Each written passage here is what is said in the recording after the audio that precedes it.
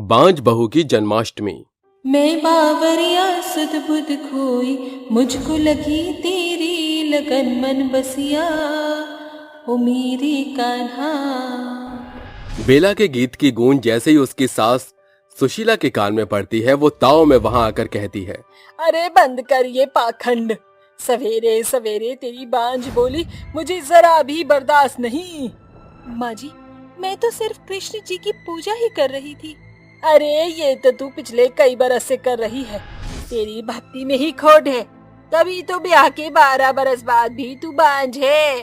गोपाल, अभी भी बकत है बेटा, तू दूजा ब्याह रचा ले। इस बांझ पकेरू से घर का वंश तो बढ़ने से रहा नहीं।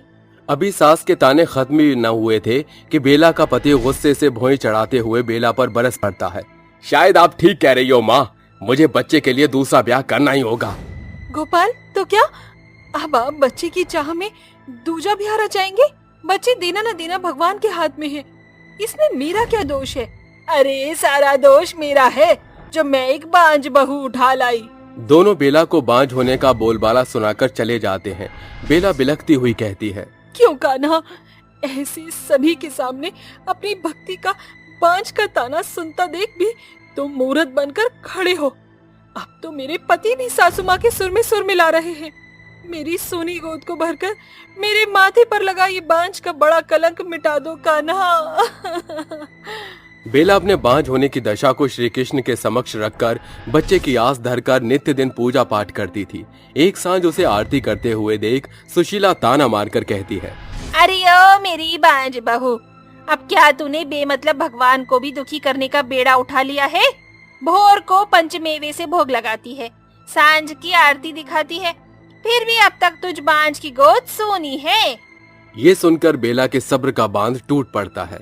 बस माँ जी, अब और नहीं। ब्याह के बाद से हर एक दिन आपके मुंह से बांझ होने के बोल सुनकर मैं तिल तिल मर रही हूँ। इससे भला तो यही है कि आप अपनी इस बांझ बहू का गला घोट दीजिए। अरे छोड़ मेरा हाथ, हे भगवान, कहीं मेरी ये बांझ बहू बांझपन के मारे बौरा तो नहीं गई। सास बहू के बीच माहौल बिगड़ता जा रहा था। तभी एकाएक चंदा आकर कहती है, सुशीला बहन, गांव में एक बड़े भारी वैद्य आए हैं, ऐसा समझ लो तुम्हारी ही बांझ बहू की समस्या का निवारण करने आए हैं। सचमुच? तू सच कह रही है चंदा, बातें तो नहीं बना रही है। अरे 100 पैसे सच बोल रही हूँ, यकीन नहीं होता तो चल कर देख ले। अगले ही पल सुशीला अपनी बहू बेला को लेकर उस वैद्य के पास आती है। बेला वैद्य की जांच पड़ताल की चाल देखकर कहती है, माँ जी, जाने क्यों मेरा मन कह रहा है कि ये वैद्य के भेष में कोई बहुरूपिया बेईमान है। पोते की चाह में सुशीला बेला की आवाज को दबाते हुए कहती है, चुपचाप खड़ी हो जा। अरे वैद्य नहीं होते तो क्या ये सैकड़ों लोगों का जमावाड़ा यूं ही लगा हुआ है? कान खोल कर सुन ले मेरी बांझ बहू, बरसों बाद मेरी अधूरी आस को एक विश्वास दिखा है। कुछ ही पल में बेला की बारी आती है। वह जी, ये मेरी बहू बेला है, 12 बरस हो गए ब्याह को, मगर अब तक बांझ है, कुछ कीजिए। फिक्र मत करो, ऐसी कई बांझ को विरूपक्ष वैद्य ने ठीक किया है, मगर अगले 1 सप्ताह तक तुझे इस बांझ को मेरे पास में लाना होगा। घर आने के बाद बेला अपने पति और सास के समक्ष वैद्य के चरित्र का बखान करती है। सासू माँ, गोपाल, मुझे उस वैद्य के मंसूबे भले नहीं जान पड़ रही, मुझे उस बेईमान के पास फिर नहीं जाना। बंद करो अपनी बकवास, या तो तुम वैद्य जी से अपना इलाज करके मुझे बच्चे का सुख दोगी, या फिर अब मैं बाप बनने के लिए दूसरा ब्याह रचा लूंगा। मर्जी तुम्हारी है। दोनों अपनी जिद बेला पर थोप देते हैं।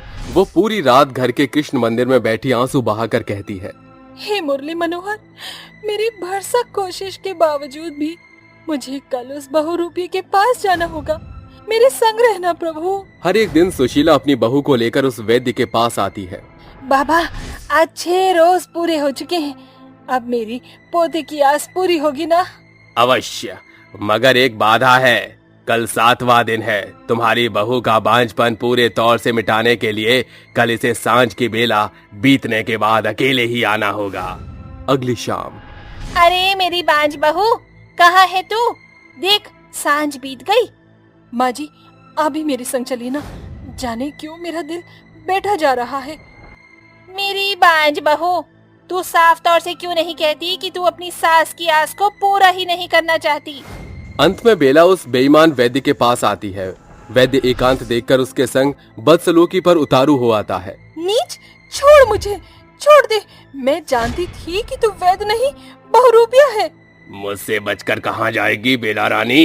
हे द्रौपदी की लाज बचाने वाले कृष्ण कन्हैया, मदद करो प्रभु। एकाएक मौसम का रुख बदल जाता है, मानो जैसे श्री कृष्ण ने बेला की पुकार सुन ली। तूफानी माहौल का फायदा उठाकर बेला भीगती भागती दूसरे गांव पहुंच जाती है, जहां उसे एक कृष्ण मंदिर दिखाई देता है, जिसके भीतर एक पुराने पुजारी बैठे होते हैं। बेटी, कौन हो तुम? तुम्हें पहले कभी इस गांव में देखा नहीं। भाग्य की मारी बांझ बला हूँ बाबा। बेला ढहकती हुई पुजारी को अपनी आप बीती कह सुनाती है। पुजारी उसे सांत्वना देते हैं। बिटिया, कृष्ण कन्हैया पर भरोसा रखो। 2 दिन बाद जन्माष्टमी की बेला है। सच्ची श्रद्धा में मुरली मनोहर की उपासना करो, तुम्हारे बांझपन की गठरी जरूर खुलेगी। 2 दिन बाद पूरे गांव में जन्माष्टमी की भारी बोलबाला छाया थी। जन्माष्टमी की बहुत सारी बधाई हो बेला बिटिया। इस गांव में तो जन्माष्टमी की रौनक गोकुल गांव जैसे है पुजारी जी। आज जन्माष्टमी पर कृष्ण जी का साज श्रृंगार से लेकर भोग आरती का जिम्मा मैं पूरा करना चाहती हूँ। जैसा तेरा मन बेला बिटिया, देखना मुरली मनोहर तेरे मन की मुराद जरूर पूरी करेंगी। बेला निर्जला जन्माष्टमी का व्रत भूखी रखते हुए पूरे आज से मंदिर की साफ सफाई और जन्माष्टमी का सारा इंतजाम करती है। सांझ होते ही पूरा गांव मंदिर में एकजुट होता है। इधर गोपाल और सुशीला उसे खोजते हुए गांव में आते हैं। अरे जाने मेरी बेला कहाँ और कैसे होगी, सारी भूल हमारी है। चारों ओर जन्माष्टमी का जश्न छाया हुआ है, इतनी भीड़ भाड़ में बहू को कहाँ खोजेंगे। उसी पल बेला की आवाज सुशीला के कान में पड़ती है।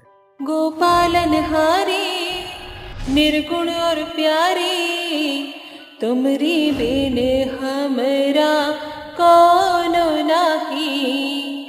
हमरी उलझन सुलझाओ भगवन, तुमरी बेने हमरा कौनो नाही।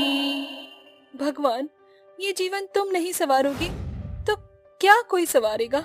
गीत के बोल जैसे बेला के दिल में बसे बांझपन की यादों को भेद रहे थे। पूजा खत्म होते बेला मन में कहती है, हे यशोदा नंदन, अगर मैंने सच्ची श्रद्धा से आज जन्माष्टमी किया है तो इसका प्रतिफल मेरी सोनी कोख पर अपनी छवि छाया से भर दी भगवान। एकाएक बेला के हाथ में श्री कृष्ण के चरणों का फूल आ गिरता है। उसी पल गोपाल और सुशीला वहां आ धमकते हैं। तभी बेला की आंखें बोझल होने के साथ वो बेहोश हो जाती है। बेला, आंखें खोलो बेला, मेरी भूल चूक की इतनी बड़ी सजा न दो। बहू, मैं वादा करती हूँ फिर कभी तुझे बांझ का ताना नहीं दूंगी। अब तो आंखें खोल दे। दोनों की आंखों में लबालब आंसू भर जाते हैं। तभी रामा, जो एक दाई है, बेला की नब्ज भाप कर कहती है, मुबारक हो, आपकी बहू माँ बनने वाली है। माँ बनने की खबर बेला के कान में पड़ते ही वो बेहोशी से बाहर निकल आती है। माँ जी, सुना आपने, मैं माँ और आप दादी बनने वाली हैं। कान्हा जी ने मेरी सुनकर अपनी कृपा से मेरे सरमत्थे से बांझपन का कलंक मिटा दिया। बहू, मुझे माफ कर दे। तेरे जाने के बाद उस वैद की काली करतूतें हमें पता चली। बच्चे की चाह में हम अंधे हो गए थे। माँ जी, जो हुआ उसे भूलकर आज जन्माष्टमी के दिन नई शुरुआत करते हैं। अंत में सभी एक साथ मिलकर जन्माष्टमी का जश्न मनाते हैं। तकरीबन 9 महीने बाद बेला एक बेटे को जन्म देती है, जिसके साथ उसका बांझपन का हमेशा के खातिर कलंक खत्म हो जाता है। फलों के शहर में चुड़ैल। रात के अंधेरे में एक दिशा नाम की लड़की अपनी माँ के सर पर ठंडे पानी की पट्टी रखते हुए कहती है, माँ चिंता मत करो, सब कुछ ठीक हो जाएगा। ऊपर वाले पर भरोसा रखो, मैं आपको कुछ नहीं होने दूंगी। बेटी दिशा, मैं जानती हूँ कि तुम बहुत समझदार हो, लेकिन जाने से पहले मैं तुम्हें कुछ कहना चाहती हूँ। मेरे जाने के बाद अपना ख्याल रखना और लोगों की हमेशा भलाई करना। माँ, आप ऐसी बातें क्यों कर रही हो? आपको कुछ नहीं होगा, मैं भी डॉक्टर को लेकर आ रही हूँ। ऐसा कहकर दिशा डॉक्टर को लेने के लिए चली जाती है। कुछ ही देर में वो डॉक्टर को अपने साथ ही लेकर आती है, जिसके बाद डॉक्टर मोहिनी का चेकअप करते हैं। बेटी दिशा, ये कहते हुए मुझे बिल्कुल अच्छा नहीं लग रहा है। लेकिन अब इस दुनिया में तुम्हारी माँ नहीं रही। डॉक्टर की बात सुनते ही दिशा बहुत बुरी तरह रोने लगती है और अपनी माँ का हाथ पकड़कर कहती है, माँ, ये आपने क्या किया? भला मैं इस दुनिया में आपके बिना कैसे रहूंगी? मेरा आपके अलावा और कोई भी नहीं था। अपनी माँ के जाने का दिशा को बहुत दुख होता है, जिसके बाद दिशा अपनी माँ का अंतिम संस्कार कर देती है। उस दिन के बाद से दिशा अपने गांव में फल बेचने का काम शुरू करती है। फल ले लो फल, ताजे ताजे फल, फल ले लो फल। अरे बेटी, फल तो तुम्हारे बहुत ही ताजे ताजे लग रहे हैं, जरा मुझे 1 किलो जामुन तो देना। दिशा तुरंत 1 किलो जामुन तौलती है और बूढ़ी औरत को देते हुए कहती है, ये लीजिए दादी जी, आपके रसीले जामुन। बूढ़ी औरत दिशा से जामुन ले लेती है, जिसके बाद वो उसे पैसे दे देती है और वहाँ से चली जाती है। ऐसे ही बेचारी दिशा दिन भर फल बेचकर अपना गुजारा किया करती थी और शाम को जैसे ही घर जाने का समय होता था, दिशा बचे हुए फलों को मंदिर में ले जाकर भगवान को चढ़ाने के बाद बाकी के फल गरीब लोगों में बांट दिया करती थी और अगले दिन ताजे फल ले जाकर बाजार में बेचा करती थी। एक दिन की बात है, दिशा बाजार में फल बेच रही होती है। फल ले लो फल, ताजे ताजे फल, मीठे मीठे फल। तभी उसके सामने एक बहुत ही गरीब भिखारी आ जाता है। वो बहुत भूखा होता है, उसकी हालत भी बहुत बुरी होती है। वो दिशा से कहता है, अल्लाह के नाम से दे दो बच्ची, 2 दिन से भूखा हूँ बिटिया, कुछ खिला दो। उस भिखारी की आंखों से आंसू आ रहे होते हैं, जिन्हें देखकर दिशा का दिल पिघल जाता है। उस दिन बेचारी दिशा का किसी ने भी फल खरीदा नहीं होता, लेकिन फिर भी वो बिना संकोच किए उस भिखारी की मदद करती है और उसे अपने पास से कुछ फल दे देती है, जिसके बाद वो भिखारी उन फलों को खाने लगता है। कुछ देर में दिशा उसके लिए पानी भी लेकर आती है। इतना अच्छा व्यवहार देखकर वो भिखारी तुरंत एक देवता के रूप में बदल जाता है। अरे, तुम तो बहुत नेक दिल लड़की हो। मैं सिर्फ तुम्हारी परीक्षा ले रहा था और तुम इस परीक्षा में पास हो गई हो। बताओ, क्या चाहिए तुम्हें? दिशा देवता को अपने सामने प्रकट देख बहुत खुश हो जाती है, जिसके बाद दिशा देवता से कहती है, नहीं नहीं, मुझे कुछ नहीं चाहिए, मैंने आपके दर्शन कर लिए, मैं इतने में बहुत खुश हूँ। देवता ये सुनने के बाद दिशा से और भी ज्यादा प्रसन्न हो जाते हैं और उसे जाते जाते एक वरदान देकर जाते हैं। जाने से पहले मैं तुम्हें एक वरदान देना चाहता हूं। आज के बाद तुम जब भी बाएं हाथ से कोई भी वस्तु स्पर्श करोगी तो वो फल में बदल जाएगी। तथास्तु। इतना कहकर देवता वहां से गायब हो जाते हैं, जिसके बाद दिशा अपने मन ही मन सोचती है, क्या ऐसा सच में मुमकिन है? अगर मैं किसी भी वस्तु को स्पर्श करती हूँ तो वो फल में बदल जाएगी। मुझे किसी वस्तु को छूना चाहिए। ऐसा सोचकर दिशा अपने पास पड़े पत्थरों को अपने बाएं हाथ से स्पर्श करती है, जिसके बाद वो सभी पत्थर फल के रूप में बदल जाते हैं। अरे वाह, ये तो हकीकत में फल बदल गए हैं। ये तो बहुत अच्छी बात है। अब मैं गरीबों की ज्यादा से ज्यादा सहायता करती हूँ। दिशा जितने भी कंकड़ और पत्थरों को देखती, वो उन्हें स्पर्श करके फल में बदल देती है, जिसके बाद वो उन फलों को ले जाकर गरीब बेसहारा लोगों को दान कर देती है। ऐसे ही वो धीरे धीरे कई लोगों की मदद करती है। लेकिन वहीं दूसरी तरफ गांव का एक किशन नाम का आदमी उसका ये राज अपनी आंखों से देख लेता है। अरे वाह, ये लड़की तो एक चमत्कारी लड़की है। इसके हाथ में तो जादू है। अगर ये हमारे शहर को फलों का शहर बना दे तो दूर दूर से लोग हमारे शहर को देखने आएंगे। इससे हम सभी लोग बहुत ज्यादा फेमस हो जाएंगे। मुझे किसी तरह इस लड़की को फंसाना होगा। ऐसा सोचकर किशन दिशा के पास जाता है और उसे अपनी बातों में उलझाने लगता है। अरे दिशा बिटिया, अरे क्या बताऊं तुम्हें, कितनी परेशानियों का सामना करना पड़ रहा है। कितना भी कमा लूं लेकिन घर के खर्च खत्म नहीं होते। मुझे तो लगता है कि मुझे आत्महत्या कर लेनी चाहिए। अरे अंकल जी, आप ऐसा क्यों सोच रहे हो? भला मरने से क्या ही मिलेगा? आप मुझे बताओ, मैं आपकी क्या मदद कर सकती हूँ? देखो बेटी, मैं सिर्फ अपने बारे में नहीं सोच रहा, मैं तो गांव की भलाई के बारे में भी सोच रहा हूँ। तुम्हारे हाथ में जो जादू है उसके बारे में मैं जानता हूँ। तुम एक काम करो, हमारे शहर को फलों का शहर बना दो। ऐसे हमारे शहर के चर्चे चारों तरफ फैल जाएंगे और दूर दराज के लोग हमारे फल के शहर को देखने के लिए आया करेंगे। इससे हम सब अमीर हो जाएंगे और इस शहर में फिर कोई गरीब नहीं होगा। आपने बिल्कुल सही कहा, अगर मैं ऐसा करती हूँ तो फिर कोई गरीब नहीं होगा। दिशा किशन की बातों में आ जाती है और पूरे शहर को फलों का शहर बना देती है। मेरे जादुई हाथ, मेरी तुमसे ये इच्छा है कि तुम इस शहर को फलों का शहर बना दो। दिशा के इतना कहते ही पूरा शहर फलों का शहर बन जाता है, जिसके बाद चारों तरफ फल ही फल होते हैं। यहाँ तक कि पीने के पानी के नलों से भी पानी की जगह फल निकलने लगते हैं। इस बात से गांव के सभी लोग बहुत ज्यादा परेशान हो जाते हैं और दिशा को कोसने लगते हैं। अरे भगवान, ये सब क्या हो गया है? न खाने के लिए खाना है, न पीने के लिए पानी है, हर तरफ फल ही फल नजर आ रहे हैं। अरे बेड़ा गर्ग हो उसका, जिसने हम लोगों को इतना परेशान किया है। मैं अपने मुन्ना को दूध पिलाने की कोशिश कर रही हूँ, लेकिन दूध की जगह फल निकल रहे हैं। गांव वालों की सारी बातें सुनकर दिशा को बहुत बुरा लगता है, जिसके बाद वो रोते हुए जंगल के अंदर एक पेड़ के नीचे जाकर बैठ जाती है। तभी उस पेड़ की चुड़ैल उसे रोते हुए देख अपने मन ही मन सोचती है, अरे ये बच्ची यहाँ बैठी क्यों रो रही है? जरा इससे पूछ कर देखती हूँ। चुड़ैल दिशा के सामने प्रकट होती है। उसे रोता हुआ देख उससे कहती है, अरे ओ बच्ची, तुम यहाँ बैठी हुई क्यों रो रही हो? क्या हुआ तुम्हें? इतनी भयानक चुड़ैल को देखकर दिशा बहुत ज्यादा डर जाती है, जिसके बाद वहाँ से भागने की कोशिश करती है, लेकिन चुड़ैल उसे पकड़कर उसे वहीं बिठा लेती है और उससे कहती है, डरो मत, मैं तुम्हें कुछ नहीं करूँगी। अब मुझे ये बताओ कि तुम यहाँ बैठकर क्यों रो रही हो? दिशा रोते हुए उसे अपने साथ हुई सारी बातें बता देती है, जिसे सुनकर चुड़ैल कहती है, अरे तुम तो बहुत भोली हो। चलो कोई बात नहीं, चुप हो जाओ, मैं तुम्हारी मदद करूँगी। वैसे भी मैं हमेशा लोगों को परेशान करती हूँ, शायद इसी वजह से मुझे मुक्ति नहीं मिल रही। क्या पता तुम्हारी मदद करने से ही मुझे मुक्ति मिल जाए।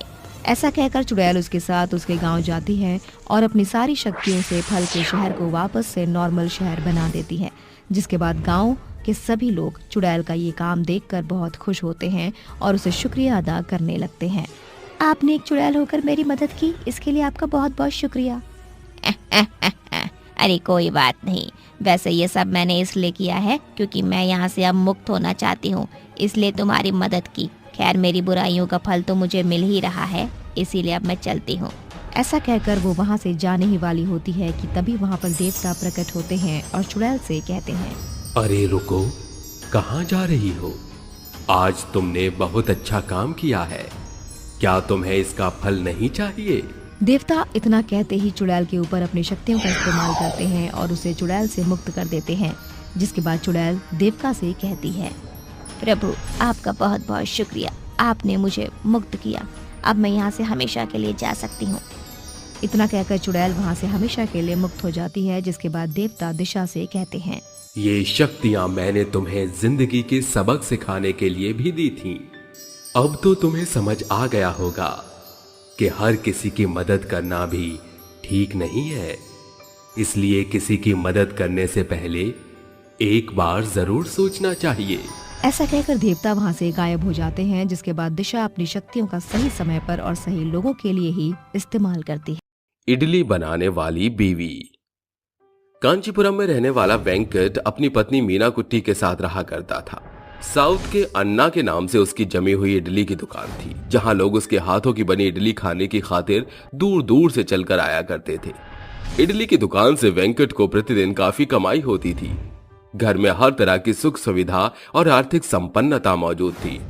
अयो मिनी अम्मा, कहाँ हो? तुम देखो मैं घर आ गया। अयो तुम आ गया जी, मैं तुम्हारे वास्ते पानी लेकर आती है। दोनों खाने की टेबल पर बैठे हुए खाते हैं, जहाँ मीना कहती है, वेंकट तुम कहा क्यों नहीं रहे? अयो दिन भर इडली बना बना के उसकी महक से ही पेट भर जाता है, उसी वास्ते ज्यादा भूख नहीं मेरे को। तुमको अपने हाथ का इडली भाता नहीं और इडली खाने के शौकीन जाने कहाँ से उठकर तुम्हारे हाथ का बना इडली खाने का वास्ते इधर आता। वेंकट अपनी लाजवाब इडली के चलते उस क्षेत्र में छा जाता है, जिसे अब उसे और भी ज्यादा ताबड़तोड़ कमाई होने लगती है। मगर एक रोज उसकी खुशियों को नजर लग जाती है, जब सड़क से गुजर रहे वेंकट को एक गाड़ी बेरहमी से मारकर रवाना हो जाती है। आस पड़ोस के लोग उसे अस्पताल लाते हैं। ये खबर मिन्ना कुट्टी के कानों तक पहुंचते ही वो अस्पताल भागती है। डॉक्टर साहब, मेरा पति वेंकट अय्यर। मैंने ही आपको उनकी सूचना दी थी। देखिए, सड़क दुर्घटना में आपके पति के पैरों के टखनों की हड्डियां एकदम टूट फूट हो चुकी हैं। अब उनके पैरों में चल सकने की जरा भी जान नहीं बची। कुछ कहा नहीं जा सकता। शायद अब वो जीवन भर अपंग भी रह सकते हैं। ये दुखद खबर सुनकर मीना कुट्टी स्तब्ध रह जाती है और आंसुओं से भर जाती है। पति के इलाज में वो भरसक प्रयास करते हुए तमाम जमा पूंजी फूंक देती है, जिसके चलते अमीरी फकीरी में बदल जाती है। उसके घर के हालात बद से बदतर होते चले जाते हैं। तभी उसे एक फोन आता है। वो हैरानी के साथ भागती है। अन्ना, ये तुम क्या कह रहे हो? तेरा पति अपंग हो चुका है। अब तो वो इडली की दुकान लगाने से तो रहा, तो ऐसे में मेरी दुकान का किराया कैसे निकलेगा? अन्ना, ये इडली की दुकान मेरे पति की खातिर उसकी जीवनी है। उसे मेरा कोई लेना देना नहीं। धनीराम पॉकेट में कुछ नहीं करता, सब रोकड़ा के वास्ते करता है। पैसों का लालची धनीराम दुकान में पड़े इडली के बर्तन इत्यादि को बाहर फेंकता है, जिन्हें लेकर मीना घर चली आती है। मेरे पति के सालों के जिस इज्जत को उस दुकानदार ने बीच सड़क पर नीलाम की थी, मैं मीना कुट्टी वेंकटैयर उसे फिर से बनाकर दम लूंगी। जहां एक और मीना कुट्टी के हौसले बुलंदियों के शिखर चढ़ने की तैयारी कर रहे थे, वहीं दूसरी ओर घर की आर्थिक स्थिति एकदम चरमरा चुकी थी। ऐसे में खाने के भी लाले पड़ चुके थे। घर से बेघर होकर वो एक गरीब बस्ती में रहने को विवश हो गए। शुक्र है जो मैंने पहले थी वेंकट से इडली की विधि सीख ली थी। अब मैं अपने पति के इडली की दुकान को फिर से जमा के दिखाऊंगी। वो अधिक मात्रा में चावल भिगोकर इडली के सभी बर्तन मांज धोकर इडली का घोल तैयार करती है। हाँ, 5 से 6 घंटों में इडली का घोल एकदम गाढ़ा हो जाएगा। बस मुझे सुबह तक का इंतजार करना होगा। वो तड़के भोर उठकर इडली सांभर तैयार करके उन्हें बड़े से हांडी में भरकर बेचने निकल पड़ती है। वेंकट, आज से तुम्हारी जगह मैं इडली बेचने का धंधा शुरू किया, ठीक है? अभी मैं इडली बेचने जा रही हूँ। वो कड़कती धूप में इडली से ठकम ठेल हांडी सिर पर लाद कर गाँव में घूमकर इडली बेचती है। इडली खा लो गरमा, न गरम नरमा नरम इडली खा लो। गांव के कुछ बच्चे इडली का नाम सुनकर उसके पास दौड़े चले आते हैं। हमको इडली खानी है, हमको इडली खानी है, जल्दी से इडली दे दो। मीना कुट्टी उनके डोंगे में इडली और सांभर भर देती है। बच्चे बड़ी खुशी से इडली के चटकारे लगाते हुए बोलते हैं, अरे वाह, तुम्हारी इडली तो एकदम रुई जितनी मुलायम है, हमको और इडली खाना है। सभी बच्चों को उसके बनाई इडली खूब भाते हैं। अब गांव के सभी बच्चे हर दिन इडली वाले के आने की राह ताकते थे, जिसे देख चिनप्पा नाम का एक युवक कहता है, आयो, ऐसा भी कौन सा जादू भरा है तुम्हारे बनाई इडलियों में? आज तो मुझे चक्कर देखना ही पड़ेगा। चिनप्पा जैसे ही मीना कुट्टी के हाथों की इडली बनाई खाता है, वो सुरमई अंदाज में कहता है, वाह, अयो तुम्हारे इडलियों में तो जादू है। बनावट में इतना नरम और स्वाद में एकदम लाजवाब। अब मीना कुट्टी के इडलियों की अच्छी खासी बिक्री होती है, जिससे उसे अच्छी कमाई हो जाती है। वो घर लौटकर बिस्तर पर पड़े अपने पति से कहती है, वेंकट, तुम्हारी बीवी के बनाए इडली लोगों को खूब भा रहे हैं। देखो मेरी आज की कमाई कितनी ज्यादा हुई है। मीना कुट्टी उन पैसों से एक ठेला खरीद कर इडली बेचने लगती है। वो अपनी इडली का ठेला लेकर जिस भी गांव में पहुंचती, इडली खाने वालों की बड़ी भीड़ जमा हो जाती। कुछ ही पलों में इडली का भगोना एकदम सफाचट हो जाता है। इस ठेले से मेरी बनाई इडली की बिक्री में काफी इजाफा हुआ है। बने हुए इडली की खपत घटते ही मुझे घर नहीं लौटना पड़ता, बल्कि मैं ठेले पर और ज्यादा इडली बनाकर बेच पाती हूँ। तकरीबन 1 महीना बीत चुकने पर मीना कुट्टी इडली की बिक्री से हुए बचत को जोड़कर कहती है, अब मेरे पास इतनी जमा पूंजी जुड़ चुकी है कि मैं मेरे पति की इडली की दुकान फिर खोल पाऊँ। मीना कुट्टी दुकानदार को पैसे थमाकर नए सिरे से वही इडली की दुकान खोलती है। इडली खा लो। घंटों राह ताकने के बाद उसकी दुकान पर इक्के दुक्के लोग इडली खाकर चले जाते हैं। फिर वो कहती है, मैंने इस इडली की दुकान को दोबारा से खोलने में सारी जमा पूंजी झोंक दी है। मैं इतना आगे आकर पीछे मुड़ नहीं सकती। फिर नई दुकान को जमने में थोड़ा समय तो लगता है। धीरे धीरे उसकी इडली की दुकान चल पड़ती है। एक बार उसकी दुकान में तारक और गीतांजलि नाम के एक दंपत्ति आते। तारक, इन इडलियों का स्वाद तो एकदम वेंकट भाई की इडलियों के जैसा है। जी, मैं उसकी बीवी हूँ। आप दोनों का हाथ एकदम नापातोला है। इडलियों का स्वाद टस से मस नहीं हुआ और ये सांभर तो एकदम लाजवाब है। जी, शुक्रिया। मीना कुट्टी की इडली की दुकान की बढ़ती कमाई से वो अपने पति का इलाज उच्च कोटि के अस्पताल में करती है, जहां वेंकट एकदम भला चंगा होकर अपने पैरों पर चल फिर पाता है। अयो मेरी अम्मा, मुझे फकर है तुम मेरी बीवी हो, जिसने मेरी इडली के काम को न सिर्फ सराहा बल्कि मेरे स्वाभिमान को अपना श्रृंगार बनाकर इडली की ही दुकान खोली। वेंकट इडली बनाने में अपनी बीवी का भरपूर साथ देने लगा, जिससे कमाई बढ़ती गई और दोनों की खटनी आधे तौर पर बढ़ गई और उनकी इडली की दुकान पर चिनप्पा दस्तक देता है। अयो काका, तुमको मेरा इडली का दुकान किसने बताया?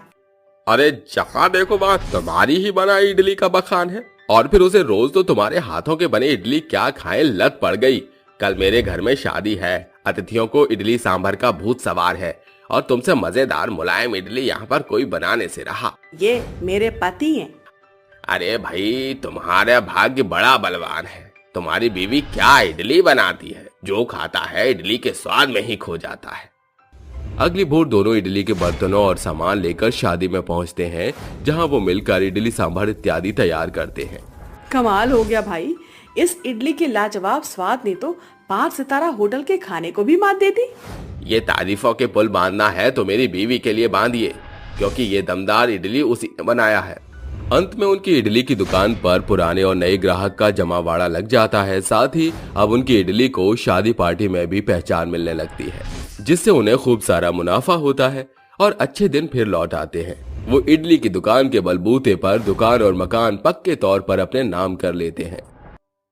गरीब की किस्मत। ये कहानी है गरीब से मछुआरे करण की। वो अपनी पत्नी वैशाली के साथ एक छोटे से झोपड़े में रहता था। वो इतने गरीब थे कि अगर करण मछली पकड़कर लाता तो उनके घर में चूल्हा जलता, और जिस दिन करण मछली नहीं पकड़ता उस दिन उनके घर में चूल्हा ही नहीं जलता। ऐसे ही एक दिन करण मछली पकड़ने के लिए जाता है। उसे देख उसके गांव का एक आदमी भूरा उससे बोलता है, अरे भैया, तुम यहाँ पर काहे आए हो? क्यों? मैं क्यों ना आऊं भला? आखिर मैं भी तो मछुआरा हूँ, मेरा घर भी तो इससे ही चलता है। अरे हाँ भैया, वो तो हमको पता है, लेकिन तुम्हारी तो मछली का जाल ही फटा हुआ है। हाँ भैया, तुम सही बोल रहे हो, लेकिन अब जैसा भी है हम अपना गुजारा तो इससे ही करते हैं। तो भैया तुम अच्छा सा एक मछली पकड़ने के लिए नया जाल ले लो ना। नहीं भैया, हमारे पास इतना रुपया नहीं है जो हम नया जाल खरीद सकें। अरे ओ भैया जी, हम तो भुला गए थे कि तुम जब मछली पकड़ते हो वही दिन तुम्हारा चूल्हा जलता है, और जिस दिन तुम मछली नहीं पकड़ते हो वो दिन तुम्हारा चूल्हा नहीं जलता है। भूरा करण का मजाक बनाने लगता है। बेचारा करण उदास हो जाता है और अपनी मछली पर ध्यान देने लगता है, लेकिन हर रोज की तरह आज भी उसके जाल में कोई भी मछली नहीं फंसी। करण को अब ये बात सताने लगी कि उसके पास जाल नहीं है, और वो सोचने लगा, आज भी कोई भी मछली नहीं फंसी, आज फिर मेरे घर में चूल्हा नहीं जलेगा। पता नहीं भगवान क्या कर रहे हैं, मैं आज अपनी पत्नी को क्या खिलाऊंगा। करण ये सब सोच रहा था और कुछ देर बाद वो घर आ जाता है। जैसे ही वो घर आता है उसकी पत्नी वैशाली उससे बोलती है, करण जी, आज मछली पकड़ी है आपने या कुछ भी नहीं लेकर आए हो तुम? वैशाली, दरअसल मुझे कुछ कहना है। हाँ करण जी, बोलिए। वैशाली, तुम गुस्सा तो नहीं करोगी ना? नहीं करण जी, मैं गुस्सा नहीं करूंगी, बताइए ना क्या बात है। वो मेरा मछली पकड़ने वाला जाल फटा हुआ है, और उसमें जो भी मछली फंसती है वो चारा खाकर बाहर आसानी से निकल जाती है, मेरे जाल से छूट जाती है। इस वजह से मैं मछली नहीं पकड़ पा रहा हूँ, और आज तो भूरा ने मेरा मजाक बना दिया। भूरे ने मजाक बनाया? वो कैसे? करण उसको सारी बात बता देता है और उदास हो जाता है। करण को उदास देखकर वैशाली बोलती है, अरे करण जी, आप चिंता क्यों करते हो, मैं हूँ ना। वैशाली अपने गले का मंगलसूत्र निकाल कर करण को देते हुए बोलती है, करण जी, ये मेरा मंगलसूत्र है, इसको आप सुनार के पास जाकर बेच दो, और उससे जो भी पैसे मिलेंगे उसे आप जाल ले लेना। अरे वैशाली, तुम पागल हो क्या? तुम्हारे पास सुहाग की बस यही निशानी है और तुम मुझे इसको भी बेचने को बोल रही हो। भगवान ने चाहा तो आप दिन रात तरक्की करोगे, तो मैं ऐसे मंगलसूत्र एक नहीं बल्कि बहुत सारे ले लूंगी। उसकी ये बात सुनकर करण की आंखों में आंसू आ जाते हैं और उसको गले से लगा लेता है। थोड़ी देर बाद करण उस मंगलसूत्र को बेच देता है और अपने लिए जाल ले आता है और जो थोड़े पैसे बचते हैं उससे घर का राशन ले आता है। और अब दिन गुजरने लगते हैं, लेकिन करण के घर की स्थिति नहीं सुधरती। एक तरफ तो करण अपने बगल में रहने वाले भूरा से परेशान था, क्योंकि वो उसको हर दिन उल्टा सीधा बोलता था। तो वहीं बेचारी वैशाली अपनी पड़ोसन से परेशान थी। उसके पास कोई भी आता तो उसको ताने मार के चला जाता। एक दिन सरिता वैशाली के पास आती है और उससे बोलती है, अरे वैशाली, मैंने सुना है कि तेरे पति का काम नहीं चल रहा। बेचारा वो भी परेशान रहता है। उसको तो दो जगह चीजें संभालनी पड़ती हैं। बेचारा बाहर से थक हार के आता है, ऊपर से तुम्हें भी देखता है। हाँ बहन, बोल तो तुम सही रही हो। बहन, मैं तो हमेशा सही ही बोलती हूँ। उसकी तो घर आकर चिंता और बढ़ जाती होगी तुम्हारी शक्ल देखकर। बहन, तुम ऐसा क्यों बोल रही हो? बहन, मैं तो इसलिए बोल रही हूँ क्योंकि तू एक बांझ है। उसको तो तूने एक भी बच्चा नहीं दिया। सरिता वैशाली को ताने मार के चली जाती है और ये सुनकर बेचारी वैशाली के ऊपर मानो पहाड़ टूट गया था और वो अपनी झोपड़ी के अंदर जाकर फूट फूट कर रोने लगती है और रोने की आवाज से उसका मुंह सूज चुका था। शाम को जब करण आता है तब उसका मुंह सूजा हुआ देखकर उसको बोलता है, अरे वैशाली, क्या हो गया है तुम्हें? तुम इतना क्यों रो रही हो? करण जी, मैं आपको बच्चा नहीं दे सकती ना। मेरी वजह से आप परेशान रहते हो। मुझे माफ कर दो। वैशाली को रोता हुआ देख करण समझ जाता है कि उसको फिर से किसी ने ताने मारे हैं और वो उसके आंसू पोंछता है और अपने गले से लगा लेता है। अगली सुबह वो मछली पकड़ने जाता है। वो बहुत ही उदास होकर मछली पकड़ता है और जैसे ही वो अपनी मछली का जाल फेंकता है, उसका जाल बहुत ही भारी हो जाता है। ये देख करण तुरंत अपने आसपास के लोगों को चिल्लाकर बुलाता है, अरे भाइयों, मेरे जाल में बहुत ही बड़ी मछली फंसी है। कृपया करके तो मेरी मदद करो मेरी इस मछली को बाहर निकालने में। उसकी ये बात सुनकर वहां के सभी आदमी उसकी मदद करने लगते हैं और थोड़ी देर बाद वो मछली का जाल बाहर निकालता है और उस जाल में मछली को देखकर सब हैरान हो जाते हैं, क्योंकि उसमें केवल एक ही मछली थी और वो बहुत ही विशाल मछली थी।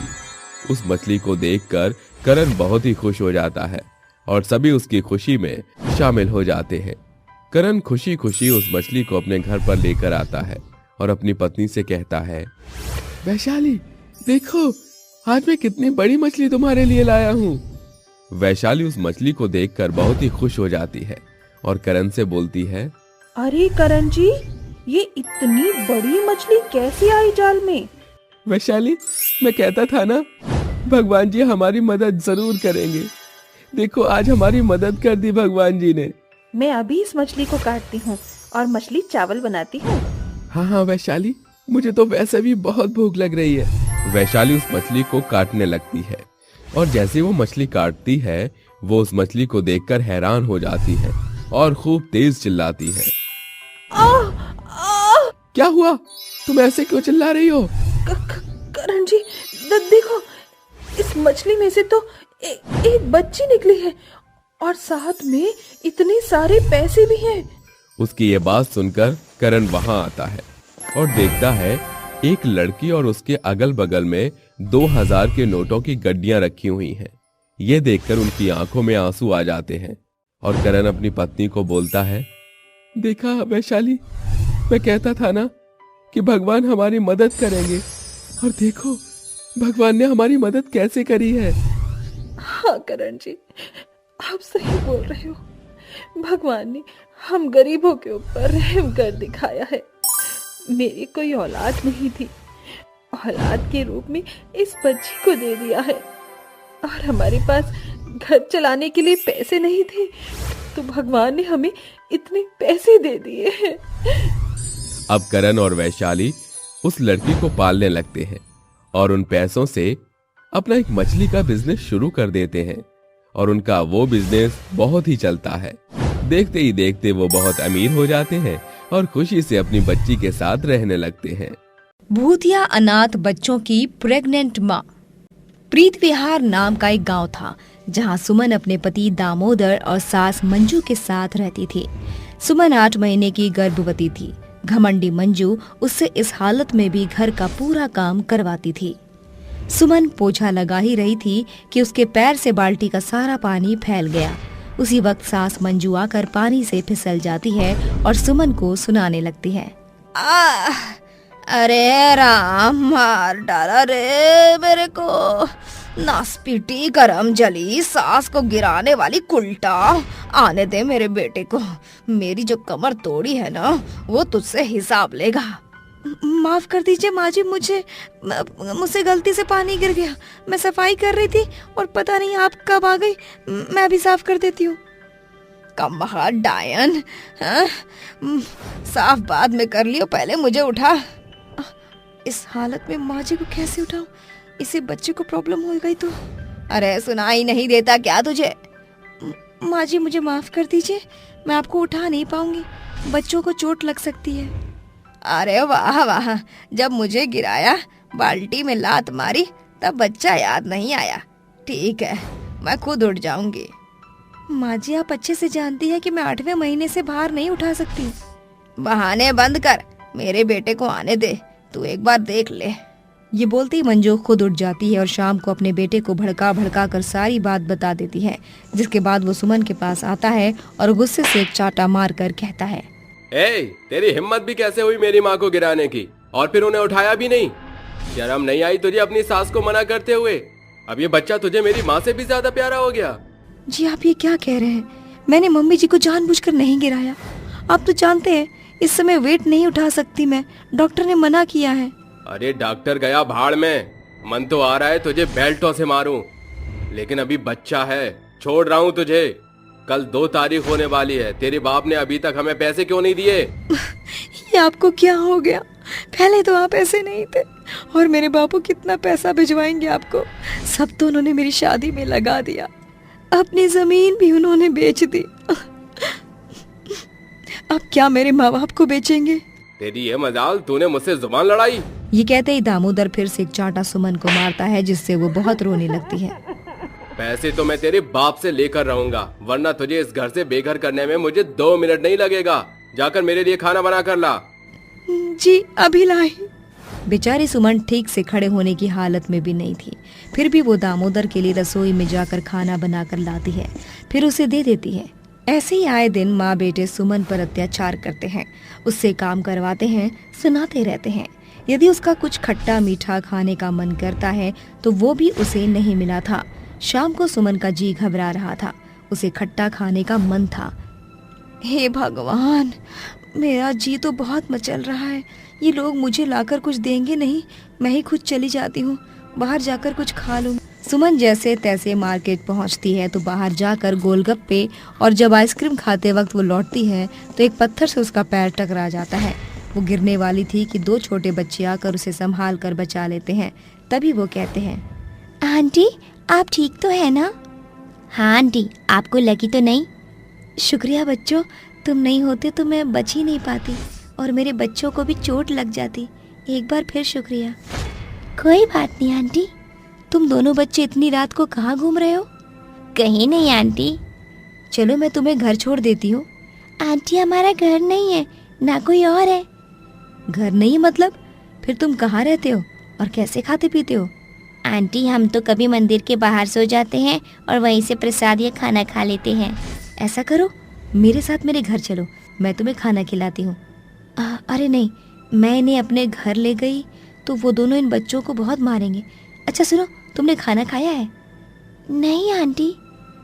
चलो बच्चों, फिर मैं तुम्हें खिला देती हूँ। ये बोलकर सुमन उन्हें बाहर से खाना खिलाकर ले आती है।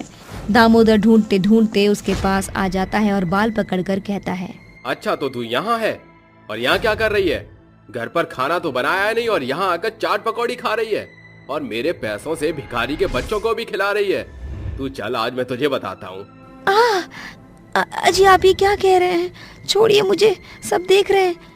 मेरे मन खराब है तो बस इसीलिए आ गई थी। थोड़ा पानी और बच्चों को भूख लगी थी, इसीलिए उन्हें खाना खिला रही थी। अरे शुभम, ये अंकल तो इन भली आंटी को बहुत मार रहा है, इसको सबक सिखा दी क्या? नहीं, अभी सही टाइम नहीं है। आज बहुत देर हो गई, तेरी शामत आई है, घर चल तू। ये कहते ही दामोदर उसे गाड़ी में बिठाकर ले जाता है। बच्चे भी गाड़ी का पीछा करते हुए उनके घर तक पहुंच जाते हैं, जहां वो उसे मारते हैं, उस पर अत्याचार करते हैं। सुमन रोती है। ये सब होता हुआ वो दोनों बच्चे देख लेते हैं और अगले दिन खिड़की से भगाने की कोशिश करते हैं। आंटी आंटी, आप यहाँ बिल्कुल भी मत रहो, चलो जल्दी से भाग चलो। हाँ आंटी, ये दोनों आपको बहुत रुलाते हैं, मारते हैं। आप चलो यहाँ से, बोलना आपके बेबी को कुछ हो जाएगा। तुम सही कहते हो बच्चों, अब मैं यहाँ एक पल नहीं रखूंगी। जिन लोगों को मेरे और मेरे बच्चे की अभी कदर नहीं है, वो बाद में क्या करेंगे? इन्हें तो बस पैसा चाहिए। ये कहते ही सुमन खिड़की की बजाय मेन दरवाजे से आती है तो माँ बेटे को बेहोश पाती है और बच्चों के साथ आ जाती है। बच्चों, अब मैं थक गई हूँ और नहीं चल सकती। सुमन बीच रास्ते रुक जाती है। उसकी तरफ एक बड़ा सा ट्रक आ रहा था। तभी दोनों बच्चे अपने भूतिया रूप में आकर उस ट्रक को हवा में उड़ा लेते हैं और दूसरी जगह रख देते हैं। ये देखकर सुमन बिल्कुल शॉक में आ जाती है और कहती है, ये मैं क्या देख रही हूँ? तुम दोनों भूतिया बच्चे, तुमने अपनी शक्तियों से भरे ट्रक को उठा लिया। हाँ आंटी। इतने प्यारे बच्चों की ये दशा किसने की, बताओ मुझे। मैं बताता हूँ आंटी। हम दोनों भाई बहन अनाथ आश्रम में थे।